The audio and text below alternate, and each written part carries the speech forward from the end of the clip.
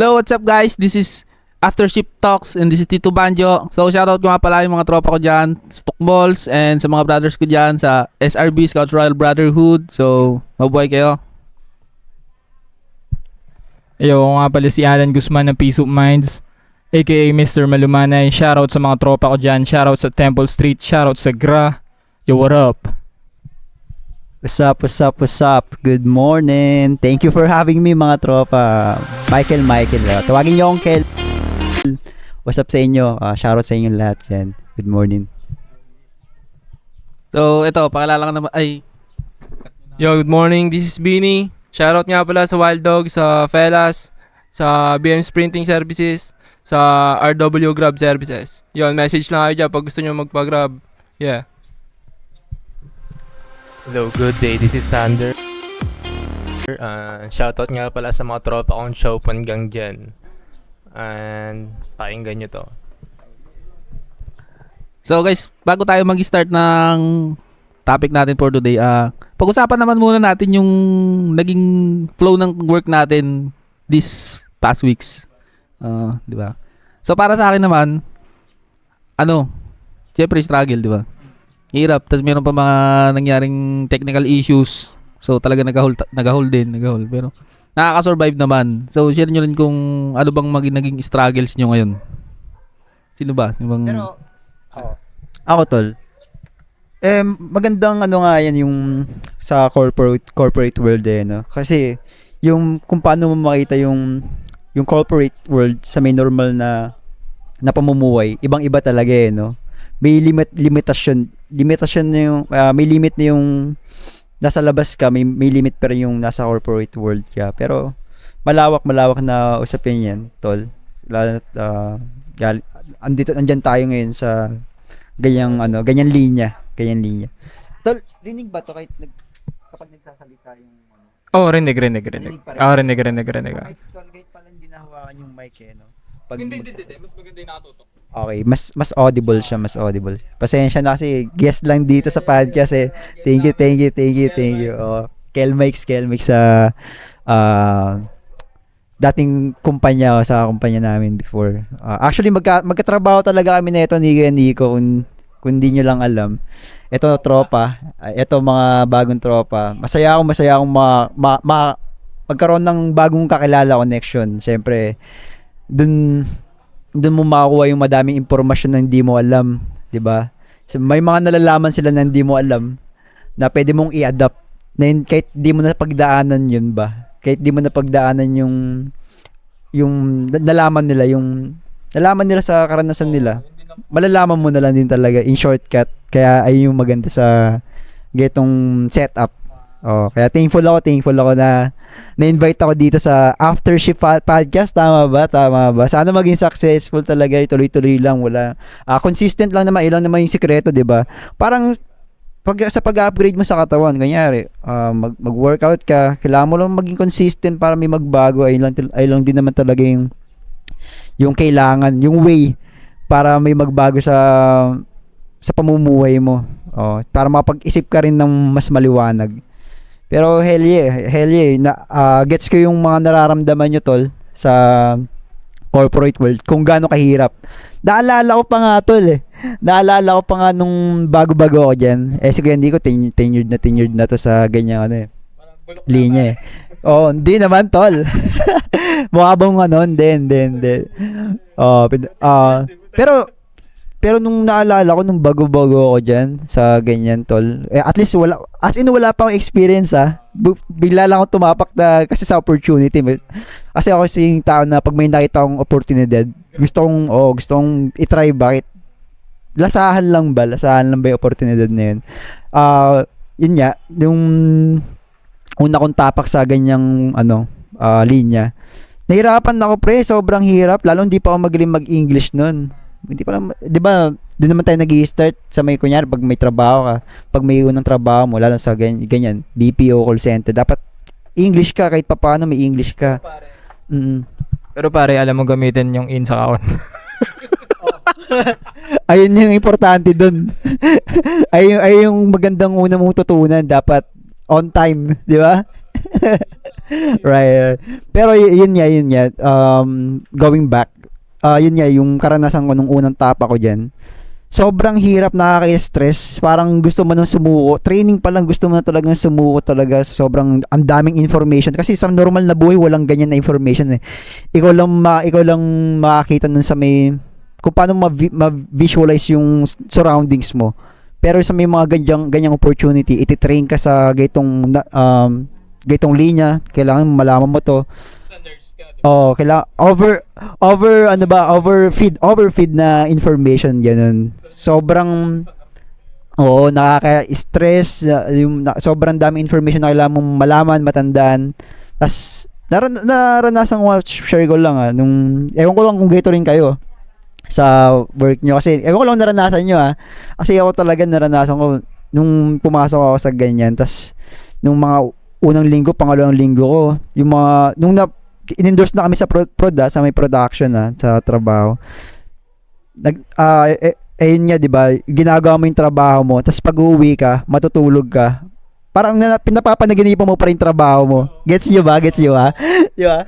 Ito nga yung nangyari sa amin ni Jervin nun. Oo. Matutulog ka na, nagtatrabaho ka pa. Nung unang... Pero sa amin, nung unang week namin, puro lang kami tawa. Easy go lucky pa lang. Sige, go with the flow pa lang. Training pa lang. Diba? Biglang may marinig ka na, uy, sana all sila. Konti pa lang yung mga baseline, ganon. Sulitin nyo hanggat masaya pa sa una yan, sabi. Pero totoo din.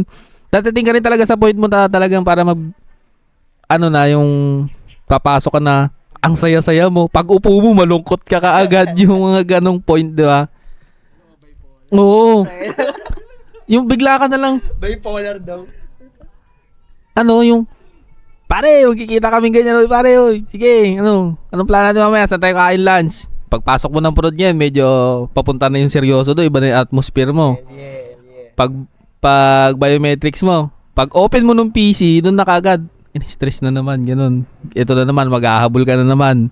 Another day, another challenge, ganun. Another struggle. First break, pare, ganun. First break, banata mo ng first break.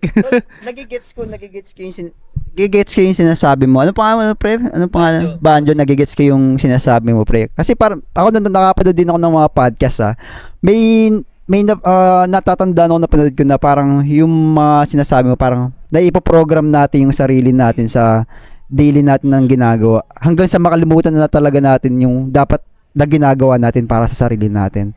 Parang yung attention natin, doon na lang din talaga nakafocus kasi napoprogram natin Ayun yung huli kong, ang hirap kasing i-explain na yung malawak na pero alam ko namang gets nyo yun 'di ba?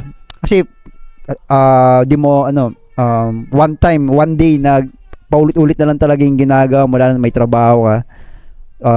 Kaya ayun isang yung sa napoprogram natin, nalilis natin yung dapat na i-improve natin yung sarili din natin, yung focus natin mas napupunta dun sa may priorities din natin, kasi kailangan din naman natin yan to strive, 'di ba, sa buhay natin. Kaya yun po yung isa kong nalilito sa edad kong totol. Madami pa rin talagang pwedeng malaman ba sa life. So sobrang daming pwedeng malaman sa life, lalo na sa mga gitong community, sa mga gitong sitwasyon, nakipag-communicate ka, socialize ka sa mga tao, which is maganda. Tas napunta ka sa corporate world, madami kang makikilala, madami kang maka-socialize. Pero depende yun sa vibes mo. Dapat magaan pa rin talaga yung vibes mo, talaga yung energy mo na pinapakita, binibigay. Kasi at the end of the day, tol, yung energy mo na nilalabas ay hindi yung, para sa akin, ay hindi marireceive mo. Kaya dapat hanggang pa paano, maging good ka lang din talaga, good ka lang din talaga. So about nga dyan sa mga ganyan, ito lang, ipapakilala ko nga pala ito si Boss Sander, kasi nung first impression ko sa kanya, nung first impression ko kasi sa kanya nung nagte-training kami. Hold on, pre, hold on. Matagal na rin ba kayong magkatrabaho? Ilang years na ba kayong magkakatrabaho pala? Hindi, magwa 1 year na rin kami. History lang. Hindi lang akala. this June magwa 1 year na siguro kami magkakasama din. No, ito, yung June, nitong June. Oh, June 2 yun eh. June 2. So hindi na nakakaalam kasi ito magkatrabaho kami ni Kuya Nico sa isang kumpanya nila dati. I've been there talaga eh. Kaya masaya akong napunta doon kasi andito ako ngayon, di ba? Ayun yung pinaka priced kahit pa paano sa mga taong nakasama mo. Pero yun, masaya ding ma-experience yung mga ganung bagay ba. Tas babalikan mo yung I mean, wala ka na sa ganung sitwasyon dati pero andiyan pa rin yung mga kilala mo kasi nakapag-build ka ng relationships sa ayun ang maganda doon. Madami kang kilala, wala kang problema kasi wala kang problema sa kanya. Ayun ang maganda doon na equal lang kumbaga. So balik din sa Ito nga. Balik tayo dun kay Sander. Ito pa. Nung nasa training kami, takot ako sa kanya, pre. What naman? Takot ako sa kanya.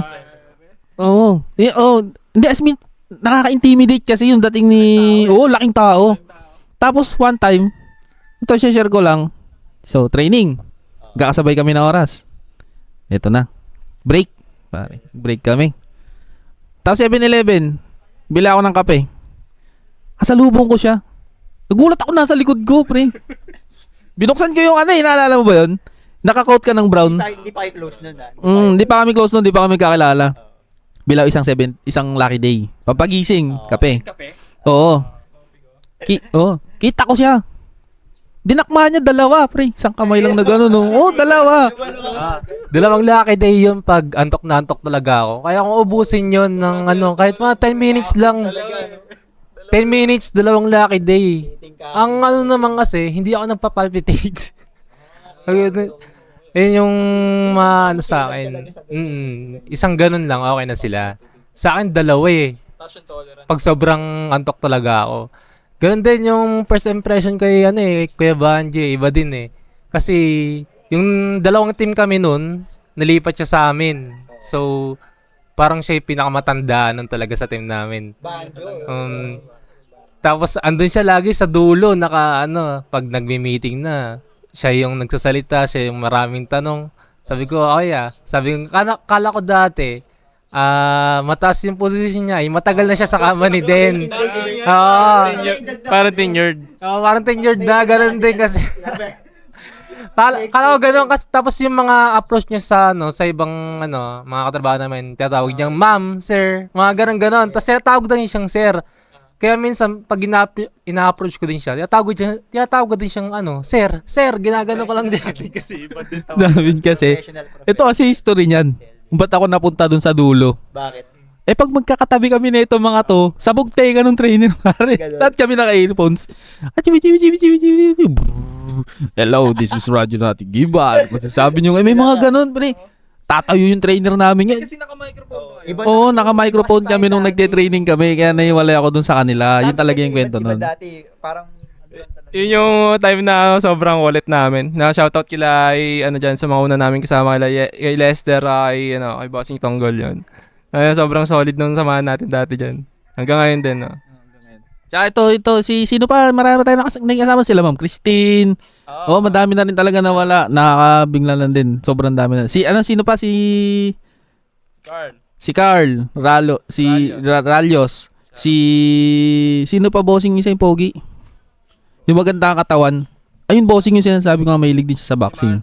Si Marty. Shoutout Marty Menyano. Yon.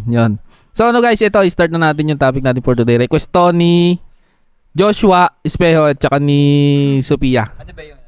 So ito ngayon, ang question na lang ngayon, ang gusto nilang i-topic natin is paano natin mababalance yung work-life balance and responsibilities. So i-start ko na.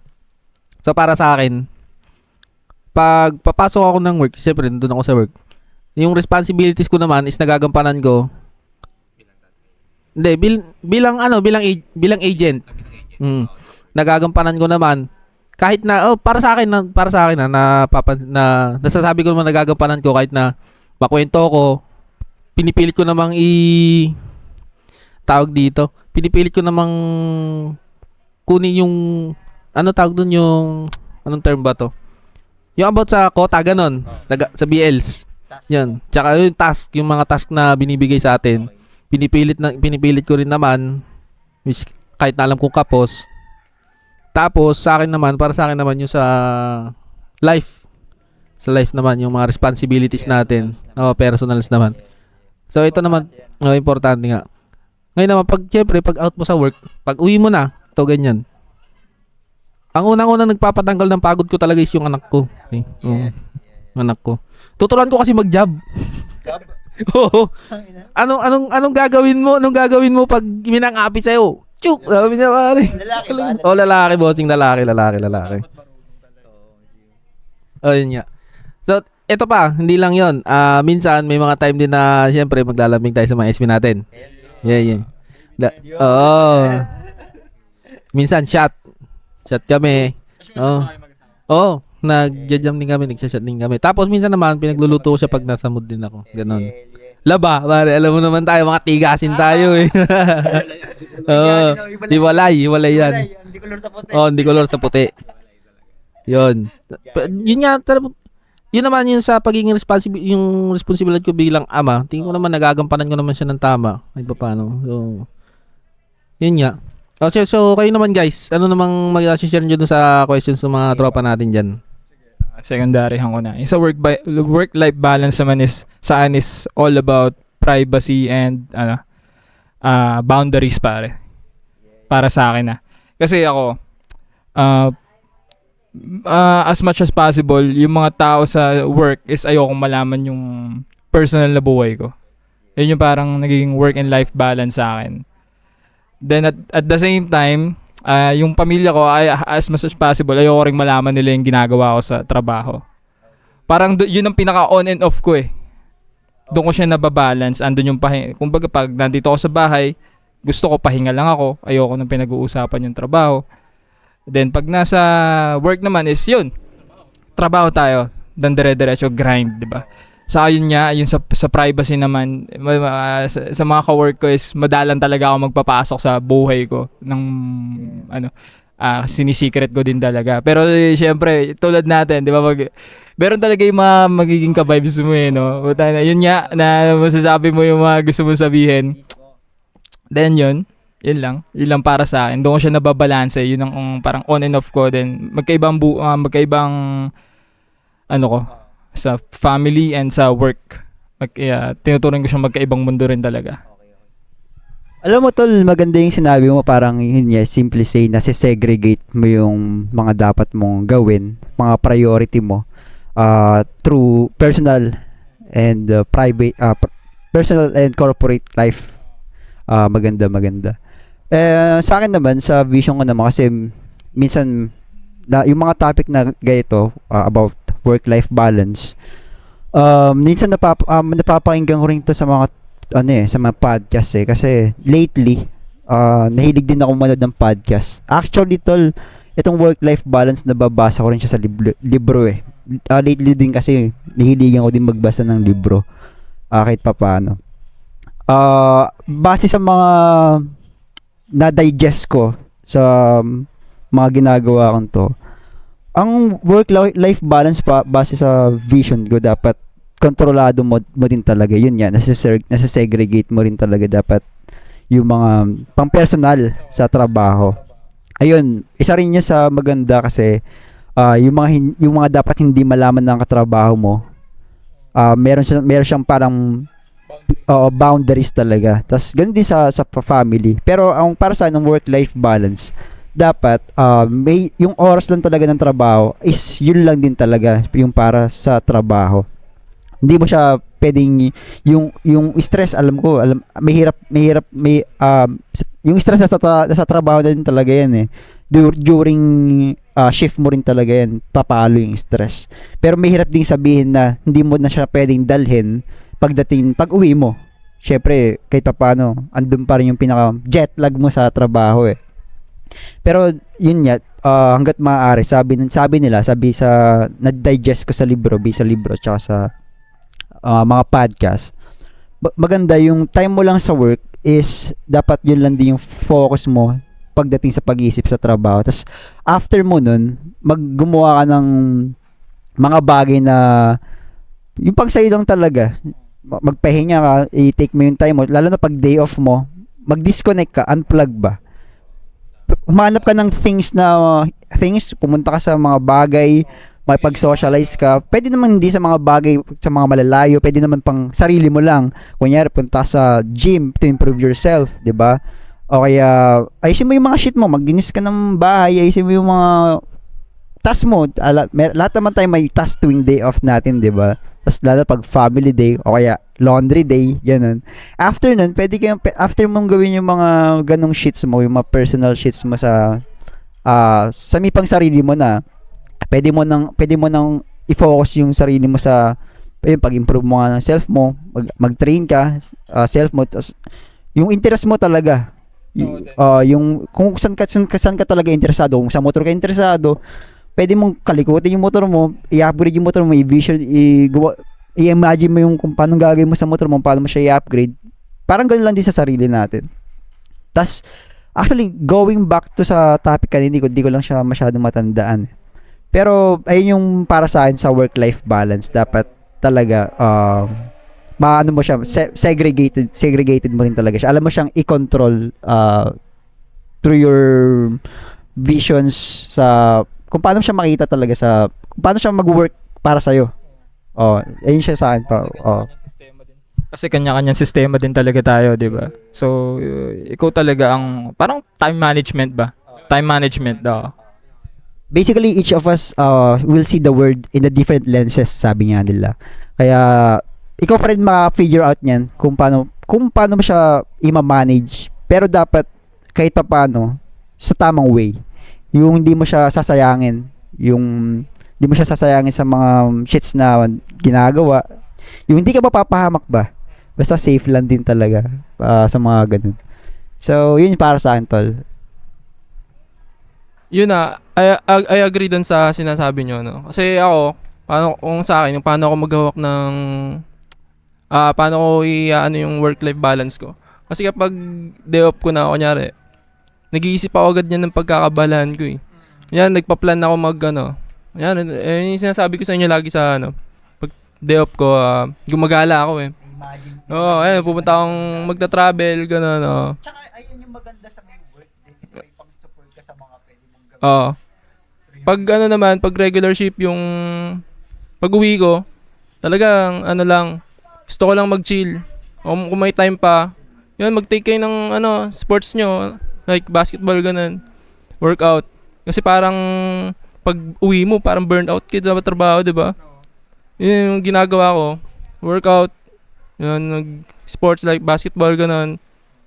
Tapos yun, gusto ko minsan, may boxing din, pala, binibiya. Pakita mo nga. Dave Cyril ba yan? Dave Cyril ba? Kaya yun sa akin, yung sa work-life balance ko, ganun lang. Kung trabaho, pag uwi, huwag mo nang dadalhin yung trabaho sa bahay nyo. Umaga, ganun. Kasi, andun na yun sa office eh. Iwan mo na siya doon. Ganun din naman sa buhay. Kung may problema ka sa inyo, huwag mo din dadalhin sa office eh. Di ba? Madidistract ka sa trabaho mo eh. Yun lang. Pag day off mo, yun, gumawa ka ng pagkakabalaan mo. Mag-workout ka, take mo yung sports mo, mag-travel ka, kumanek ka sa nature, kumanek ka sa mga bagay na gusto mo pang explore para madagdagan yung knowledge mo. Ako para sa akin yung wag kang maging workaholic ba. Kasi pag kakainin ka niyan yung buong buhay mo, pag naging workaholic ka, kakainin talaga yung time mo. Yung tipong wala ka nang magiging time sa sarili mo. Di mo na alam kung paano sumaya pag naging workaholic ka. Dapat chill lang, ganun. Yung mga dapat ginagawa mo pa rin yung mga ginagawa mo dati nung kunyari wala ka pang trabaho, ganun. So wag ka magpapalamon sa work mo, ganun. So I agree din naman kayo kay Kuya Nico na yun nga, yung privacy, no? kailangan talaga.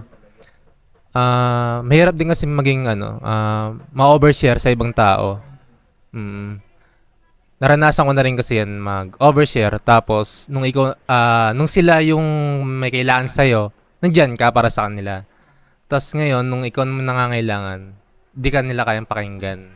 So, ganun. Ayun lang ang pangit, di mo na-receive yung ina-expect mo din. So, yun na lang talaga, privacy. Kung anong merong problema ka sa bahay, i-keep mo na lang. Tapos then, trabaho, yun lang. Puro trabaho na lang din mismo yung pagdating sa work mo. Yun sa privacy, agree ako dun kasi dapat wag mo hayaang basagin yung peace mo ng ibang alam mo yung personal alam mo yun, yung personal life mo. Kung masyado kang parang bukas na yun sa social media, masyado kang open sa social, halos lahat ng mo nilalagay mo dun. Mas kumbaga madali ka makikilala ng tao. Basang-basa ka na, parang librong bukas eh. Kumbaga, yun na lang dun, ewan ko tama yung term ko. Yun. Agree nga ako doon. Kasi nga kagaya yung nakaraang usapan natin, 'di ba? Nung nakaraang episode, yun nga nag-oversharing. Tama nga yun kasi nga magagamit sa iyo yun eh. If ever man na magiging nila yun sa iyo, advantage nila sa iyo yun. Kung weapon talaga. Yung sa overshare, dapat yung sa nung nakaraang episode, agree ako din ako sa sinabi ni kay Nico, i-test mo yung tao. Subukan mo siya eh. Subukan mo talaga yung pagsasabihan mo. I-test mo siya ng mabuti kasi kailangan mag-build ka ng trust sa kanya eh. Pag na-test mo siya, dun mo siya malalaman talaga kung totoo siya sa'yo eh. Di ba? Para sa akin, tol, yung ganyan, skills din eh. Yung pagkilatis ng mga tao na pwede mong pagsharean. Skills din. Skills din talaga yung kung paano mo siya makakapa, ganun. Tsaka dapat talagang magkaroon ka ng skills na to. Yung magkaroon ka ng skills na alam mo yung pagsasabihan mo para along the way na sinabi mo yun sa kanya, syempre mataas ang chance na may sasabi din siyang sa'yo. Yung personal things niya. Tsaka isa rin yung sa magandang tol, basta sa tamang talaga, sa tamang vibes na tao talaga may share. Isa rin sa magandang may napag-share ng mga personal shits mo. Magaan tol. Kasi ako, I've been through a lot din lately eh. Magaan din talaga pag may nakakausap ka, yung parang na-exert mo yung energy mo na, negative energy mo na na may nakakausap ka, parang napapalitan siya ng positivity, ganun. Hell yeah. Tsaka, yun nga, basta, sa relationship lang din talaga, kahit paano eh. Kung kahit kanino, alam mo yung tano to. Kasi may mga signs ka naman eh. May mga red flags naman, may mga alam mo na may mga red flags na dapat mong iwasan sa isang tao eh, 'di ba? Alam mo naman kung itong tao to, kupal-kupal din to kahit paano. Alam mo rin yun eh. Mararamdaman mo din yun eh. Pero depende sa mo yun. Depende sa may vision mo ngayon. Depende sa kung paano mo siya tignan. Depende sa quality na needs na meron ka ganun. Dapat isa rin yun talaga. Pero yung skills din talaga dapat sana talaga yun. Sana lahat tayo matutunan kasi matututunan naman yan eh along the yung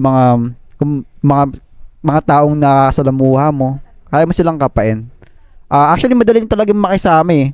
Madali lang, pero mahirap magtiwala. Yun sa pagtitiwala tsaka sa pagiging tunay nga, gaya nga sabi ni Boss Sander. Yun. Minsan talaga, hindi mo rin masasabi na bigla-bigla ka na lang din mag-share sa isang tao ng yun sa vibe nyo na lang din. Ka-vibe mo. Mga best friend natin. Best friend, ganyan. Since day one. Diyan tayo, since day one. Halimbawa kami na lang din, kami ni Jervin, yan. Bago kami nagkwentuhan nito na medyo malalim tsaka medyo may kabugukan.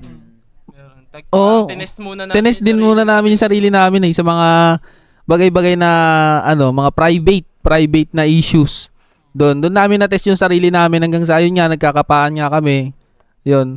Hanggang nagkakashare na rin kami ng mga kalukuhan. Mga kalukuhan talaga. Lahat naman tayo. Meron naman talaga tayong ginagawang kalukuhan mga bata pa tayo. Yun, doon kami nagkakaroon ng sharean. Hanggang sa tumindi rin yung band. Ngayon hindi lang, tayo dito, hindi lang tayo talaga magkaka-workmate, hindi lang tayo basta magkakaibigan. May banda rin tayo eh. Magaan na yung vibe.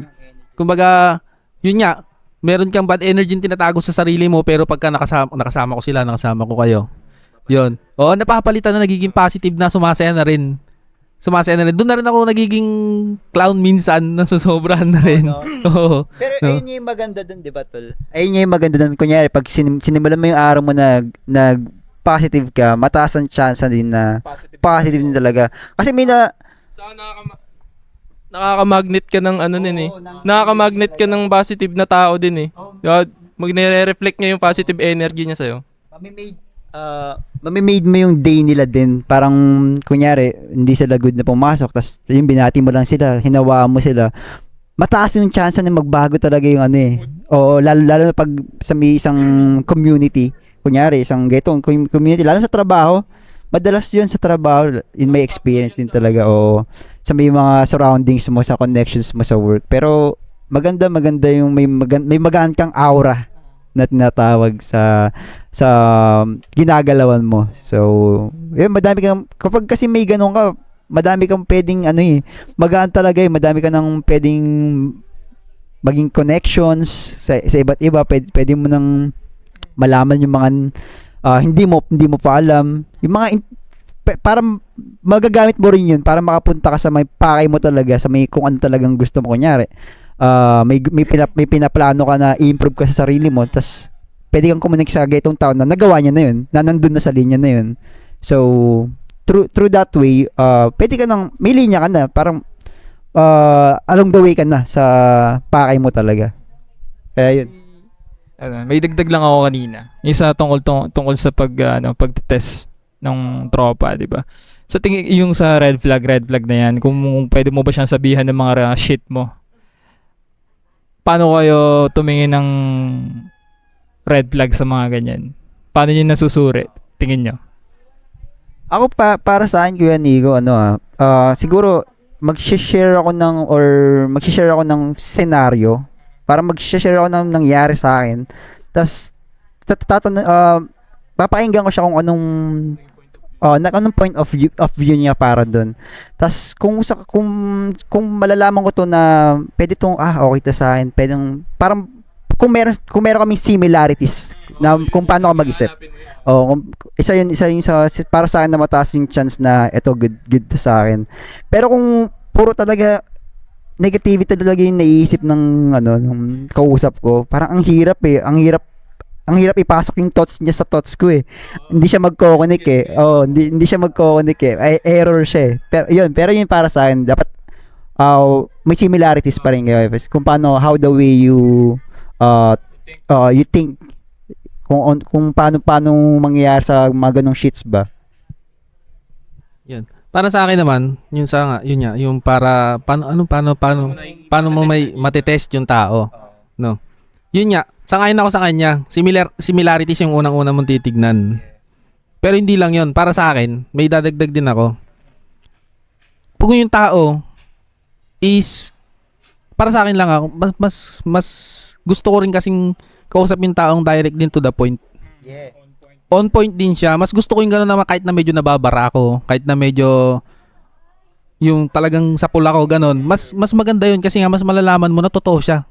Kasi mas maganda kausap yung gano'n kaysa naman sa taong tango lang ng tango, sangayon lang ng sangayon, pero pare bigla ka, yes man, pero binibenta ka na pala nung nakatalikod ka. May mga ganong point kasi, di ba? Alam ba, balagbag ako magsalita. Tas binabalagbag din ako. Ay, mukhang okay ito Kaysa naman yung isang tao na nakikinig lang doon sa tabi. Plastic. Pare. Calypso, pare. Calypso siya, supot ng yelo, gano'n. Yun siya, pare. Calypso. Elaborate mo yung Calypso, pare. Hindi ko alam yun. Yung term din na yan. Yung term kasi na yun sa amin, nung nasa nakaraang work ko, Calypso. Brand kasi siya ng supot. Okay. Brand siya ng supot. Yung lagay ng yelo, lagay ng ice candy, di ba? May side story kasi yun, pare. Naging bansag namin sa kanya yun, Calypso. Kasi nga, napansin namin, di ba, halimbawa 5 tayo dito. May kwento ko sa'yo, siya si Calypso. Halimbawa lang, siya si Calypso. Wala to. Di, yung kinento ko sa kanya, magugulto, ikwento naman sa akin ito. Ina akong ganun. Tapos, nababago pa. Ano siya, 10-11, dagdag bawas, 10-11 siya. Sa 10 sinabi mo, 11 yung mali, pare. Ganun siya. Yun, ganun lang ako kumilatis ng tao. Mas gusto ko talaga din kausap yung balagbag, direct to the point. Tas ka-vibes ko siya. Tama, yun nga, asang niya ako doon. Agree ako doon. Mas magiging komportable ako sa ganun kaysa yung sa taong yes man nga lang pero titirahin kapag nakataligod ka na. Yun na ako. Yun naman sa akin. O yun, agree ako sa lahat eh. Agree ako dun sa mga nasabi nyo. Kasi ganun din ako mag-test eh. Di ba, di nakakaalam, kami ni Kel Mikes, taon na rin yung pinagsamahan namin yan. Sobrang daming na naming pinagsamahan yan. Mga real shit na kalokohan, ganyan. Kami nag-sharean ng dalawa. Pinupuntahan namin yung isa't isa. Kaya ngayon lang kami ulit nagkita nito eh. Kaya ganun,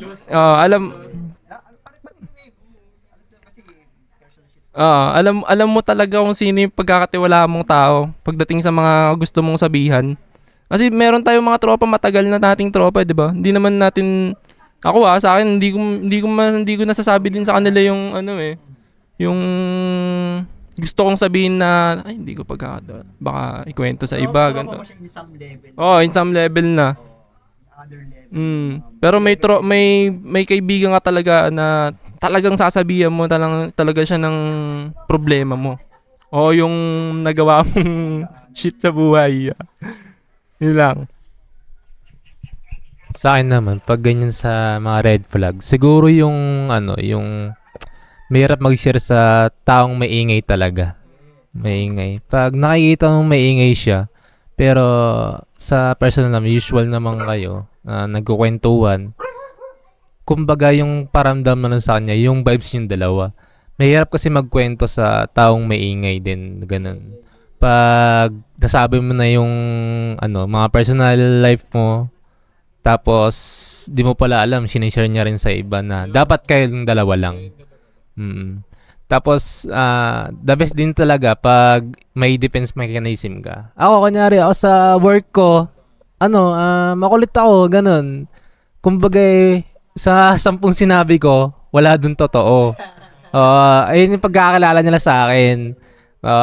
Sobrang kulit ko, di na nila alam kung ano yung totoo at mali sa sinasabi ko. Hindi na rin ako naniniwala sa'yo minsan kahit na anong sabihin mo, pare, duda na rin ako sa'yo. Minsan kasi may sasabihin siya na, tatanong ko dito sa kabila. Utay naman sa under ka ako. Tarantado ka dun.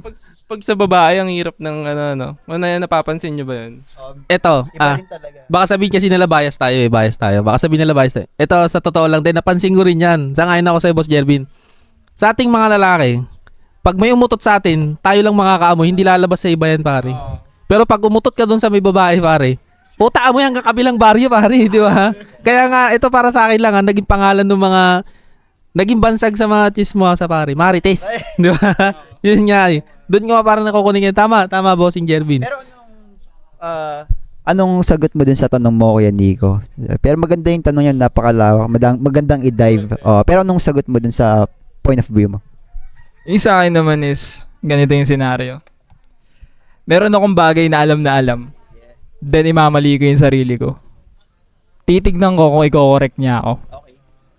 Then, yun talagang sobrang imamali ko yung sarili ko. Halimbawa, yun nga, alam ko yung isang bagay. Then imamali ko yung sarili ko. Titignan ko kung i-correct niya ako. Oo. Titignan ko kung itatama niya ba ako. Which is apply din naman niya sa tunay na buhay din. Parang muscle memory na lang. Oo, then. Titignan ko din kung kung i-correct niya ako. Then kung mag-agree siya sa sinabi ko, ibig sabihin is to. Ganon yung kumbaga. Di ba? Tulad na sinasabi mo, yun yung puro yes man. Hindi rin ako masyadong fan ng puro yes man eh. Kung maririnig nyo lang kami mag-usap sa grupo namin, talaga nagkokontrahan kami. Doon ko siya masya-check. Ibig sabihin, tunay siya sa akin. Halimbawa, ito senaryo, yung may kulangot ka sa ilong. Pag hindi mo sinabi yung sa tropa mo na may kulangot siya sa ilong, di mo siya tunay na kaibigan. Parang ganun lang, di ba? Ganun lang siya kasimple. Mas pabigatin natin. Nakakita mo yung tropa mo yung pangit ng forma niya. Ikaw. Diyan ako galit na galit, pare. Oo, sasabihin ko. Syempre kasi importante rin yan yung appearance, mga physical appearance din. Then, syempre pag maganda rin yung forma niya, purihin mo din. Mahilig din talaga ako doon sa puri-puri. So, by the way, ganun niya ako mag-check na titignan ko kung ano yung magiging reaction niya sa mali kong sasabihin. Then, kung kinontra niya ako, pwede yun. Pwede siyang pagkatiwalaan. Tingin ko. Kaya sa tagal-tagal kong ginagawa yun, parang hindi pa naman siya sumasablay. Actually, palihim ko ang ginawa sa inyo yun eh. Palihim ko ang ginawa sa inyo yun. Pero each of us naman siguro di ba? Hindi naman tayo mag-end up dito na magkakasama kayo kung hindi kayo magkapalagayan. Nagmamatter naman siguro siya sa lahat. Lahat, hindi lang sa kay Kuya Nico, hindi lang sa para sa inyo. Nagmamatter naman siya sa lahat. Pati rin naman ako ngayon ko lang ngayon na-meet. Di ba? Hindi lang bukod lang sa may good energy, sa good energy, sa may ganang pakiramdam kung paano kayo makasama. May mga test pa din na mangyayari. Pero hindi pa umaabot sa punto na yun kasi wala pa tayong personal sheets na pinag-uusapan. Kasi ito pa lang naman yung unang meet natin. Ayun, maganda, straight to the point, Kuya Nico. Thank you. Yun nga, speaking ko sa sinabi ni Boss Nico, na-testing na pala tayo, pre. Pero ako sa totoo lang, oo. Pero ako sa totoo lang, nakikita nyo ako tawa ng tawa. Mahilig din ako mag-overthink, pre. Di ba, test na din kita. Na-test mo na rin ba ako, pare? Ano? Ito, si Jerry Ben, pet yung Hindi ko alam. Hindi ko alam, baka mamaya, sa bagsak na ako, Hindi, pero, by the way. Tayo magkakasama ngayon. Oo. Yun nga, yung sa ganun, pare. Minsan mahilig din ako mag-overthink, pare. Alam niya yun. Na, kasi minsan, yun nga, balik natin doon sa pagkilatis ng tao. Makita ko pa lang yung tao, alam ko na tinatarantado ako minsan. Lalo na pagkilala ko na siya, alam ko na tinatarantado niya ako, ganun. Tinotoxic niya na ako sa iba. Oo. Lahat naman. Ako nga to, sinasabi ko kay Binong, nagtatrabaho sa Ater. May mga trabaho nun doon na ginagawa nila sa akin na ikaw hindi mo ginagawa sa akin yun. Parang hindi ako komportable yung gawin ng ibang tao yun sa akin. Parang ganun yung pakiramdam ba. Parang ito pwede lang gawin to ng tropa ko talaga eh. Parang ganun. Pero ang hirap lang may mas malambot na term kasi dun. Ang hirap ko lang ipaliwanag eh. Yun namang kasi minsan, yung about sa talk shit nga, pare. Kung sa atin pare, tayo magto-talk shitan dito, goods. Mararamdaman mo na goods, pero pag yung halimbawa, yung isang tao na tinalk shit ka, mararamdaman mo naman sa sarili mo na hindi talaga totoo yung sinasabi niya sa'yo. Na tinatarantado ka rin niya na, alam mo, yun nga, kagaya yung sinasabi ni Nico, ginawa ko rin yung dati, magte-test ka ng tao na imamali mo yung sarili mo. Ang naging senaryo naman sa akin nung ginawa ko yun, kinuwento niya pa sa iba, hindi niya ako tinama, kinuwento niya pa sa iba. Yun. Embes, Marami akong nakikitang taong ganun iipunan ka ng information. Tapos, ibabato nila sa kabila yun. Di ba dapat sa lalaki kasi, di ba, ganun? Oo, ganun. yun nga. Tas magugulat ka na lang na, paano nakarating sa kanya yun? Sa'yo lang naman sinabi. Oo, ganun. Lalo na kung di siya pang share. Oo, lalo na kung private talaga siya. Tas magugulat ka na lang, pinupulutan ka na. Yung mga ganong bagay, pare, di ba? Kagaya nung pinag-uusapan namin ni Kuya Nix kapag nag-uusap kami. Sa akin, bihira ko ikwento sa tao yun eh. Yung, alam mo na yung game? Oo. Oo. Yan magandang topic yan. Oo. Break tayo pag-usapan natin. Sige, break tayo. Maganda yung Pare Sander, medyo seryo. Ito na siya. Nakikita ko na yung yung defense mechanism niya. Kaya aarya na tumaya-maya lang. Oo, pare. Pag nakikita ko kasi si Boss Sander, minsan talaga hindi na ako sa ngiti niya pa lang, hindi na ako naniniwala minsan eh. Sadalita pa lang. Oo, hindi ko ba alam, iba yung aura mo, pare. Tol, Sander pa pangalan mo. Tol, ka-aura mo si Budoy. Si Budoy. Gagi talaga. May pero ang gusto ko naman dito kay Sander, minsan seryoso din siya kausap. Pakasarap niya rin kausap, pare. Kaso biglang maliligaw, May sense may- pa rin. May comment. Oo, pero may punch siya na talaga. Oo, may humor siya. Oh, yeah. Ay naman, layo nun yung mga ganun, pare. Yun talaga. Doon talaga ako nakuhan. Doon talaga ako nabibigla sa kanya. Kaya masarap na talagang gusto ko rin siya kwentuhan minsan eh. Pero sa inyong lahat talaga na share ko minsan. kabisado nyo na ako talaga, sobrang daldal kong tao pare. Pero yung daldal ko naman, sa atin lang din naman. Sa atin lang din. Pinipili ko lang din. Kasi nga, yun nga, mahirap nga mong mag-oversharing. Yun nga talaga. Dati ganun ako eh. Oo, nasasobrahan ako sa overshare. Pero, nagkaroon talaga yung dumating sa buhay ko na hirap na ako magtiwala sa tao. Alam mo yun, di ba? Yung nangyari sa buhay ko. Na yun. Lessons. Yan sobrang hirap na talaga ako magtiwala sa tao nung simula nangyari sa akin yun. Hindi ko na, kinikip ko na lang. Meron na lang talaga akong mga tao na bilang na lang talaga, isa circle nyo, bilang na lang talaga yung pagsasabihan mo eh. Kumbaga may level na eh. Yeah. So break tayo pa. So, break. Break Sige, tayo, break break mo tayo. naman. Break tayo. Alam ko sa ating mga viewers, pare. So, ngayon, magbe-break muna kami. Mga ilang minuto. Pakinggan nyo to. Subscribe.